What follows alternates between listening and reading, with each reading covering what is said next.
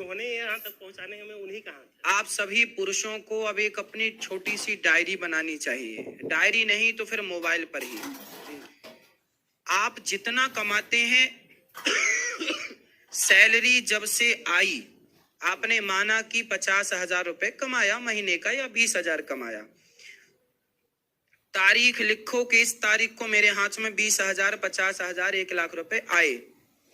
फिर आपने किसी को 100 रुपए दिया या 500 दिया या 1000 दिया, वो सारी चीजें आपकी डायरी में आपको नोट करनी है। क्या करनी है? नोट करनी है कि आपने कितने रुपए का कौन सा सामान, तेल साबुन भी खरीदा तो कितने रुपए का खरीदा, आपने बिजली का बिल दिया तो कितना दिया, पानी का भुगतान किया तो कितने का किया, इत्यादि सारे खर्चे आपको डायरी पर लिखने हैं। और फिर उसको आखिरी महीने की आखिरी तारीख के पहले उसको पूरा एक बार देखना है, टोटल करना है कि कितना आया और कितना गया, और जो गया क्या उसमें से आपने कुछ पैसा बचा सकते थे क्या कुछ खर्चे आप रोक सकते थे क्या? यदि रोक सकते थे तो वो खर्चे रोक लीजिएगा और वो पैसा बचाना स्टार्ट कीजिएगा। हम भारत के लोग ना लापरवाह होते हैं। हम पैसा आता है तो आते को तो देखते हैं पर जाने का हिसाब नहीं रखते।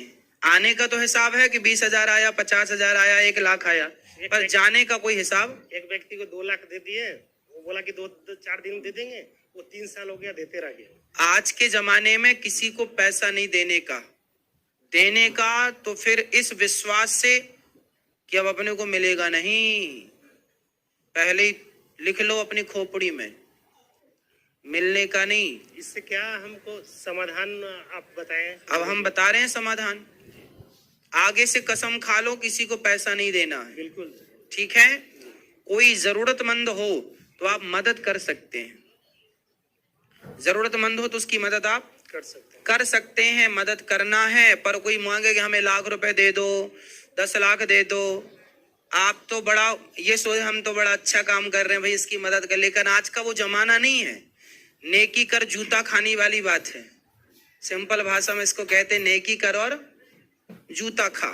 जो भी मैं पैसा अगर 1,500 ऐसे देना हो, इसलिए अपनी सोचों को अपडेट कर लो। शास्त्र कभी आपको ये नहीं कहता कि आप दया के नाम पर परेशान हो जाएं या पिस जाएं या आपका सत्यानाश हो जाए। क्यों? जब वामन भगवान राजा बलि के द्वार पर आए और राजा बलि से 3 पग भूमि मांगी तो शुक्राचार्य जी ने रोका था, राजा बलि तुम 3 पग भूमि ना देना, नहीं तो ये वामन नहीं 53 है, छलिया है, छल लेगा, भगवान है जी। शुक्राचार्य जी ने वहां रोका था और वहां नीति बताई थी, स्त्री सुनरम विवाहे च वृत्यर्थे प्राण संकटे। किस किस जगह पर आपको अपनी बचत करनी है वो सब सिद्धांत दिए थे। शास्त्र हर चीज में आपको प्रकाश डालता है। यदि आपका धन आपको बचाना है तो आपको सावधान रहना है, मदद तो करना है, इंसानियत के नाते मदद तो कीजिए। गरीब बेटी का विवाह है, कराइए। किसी को जरूरत है रोटी की, रोटी दीजिए। किसी को जरूरत है छत की, छत दीजिए। किसी को जरूरत है रोटी की, कपड़े की, उसे दीजिए।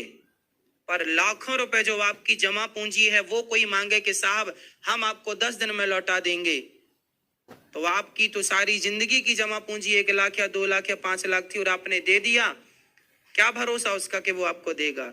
ये जमाना ईमानदार होता तो हमें ये बात कहने की जरूरत नहीं थी, लेकिन आज जमाना इतना बेईमान हो चुका है कि आज लाख विश्वास कहने की बातें आदमी करता है, माथा रगड़ता है कि साहब हम पे विश्वास कर लीजिए, हम पे विश्वास।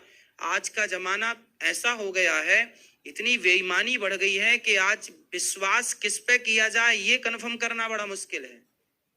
क्यों जी? इसलिए आपको ये हम आपको आज्ञा दे रहे हैं, आदेश दे रहे हैं, मदद तो करना है, इंसानियत नहीं भूलना, नेकी करना है, भलाई करना है। किसी बेटी का विवाह हो रहा तो आप उसे आटा दे दो, दाल दे दो। कोई आपसे पैसा मांगे, पैसा ना दो, आप कहो चल भाई तेरी बेटी का विवाह है, मैं राशन का सामान उठवा देता हूं, तुझे भूख लगी है चल मैं भोजन करा देता हूं। पर कोई आपसे कहे 1,00,000 रुपए दे दो उधार, ना जी। फिर तो जो ब्याज से पैसे चला रहे हैं वो तो फिर उनका धंधा है, वो कर रहे हैं, वो अपना वसूल लेते हैं लाठी वाठी दिखा के, तो वे उनका काम है। एक सामान्य आदमी देख के उलझ जाता है। आपसे कोई कहे कि भाई हमें 1 लाख रुपए कर्जा दे दीजिए, तो आप उनसे बोलो कि भाई जो लोग कर्जा देते हैं आप उनसे संपर्क कर लो, वो दे देंगे। क्योंकि उन लोग देते हैं तो फिर वो अपना लाठी लेके वसूलते भी हैं, पर हम जैसे सामान्य लोग वसूल नहीं पाते।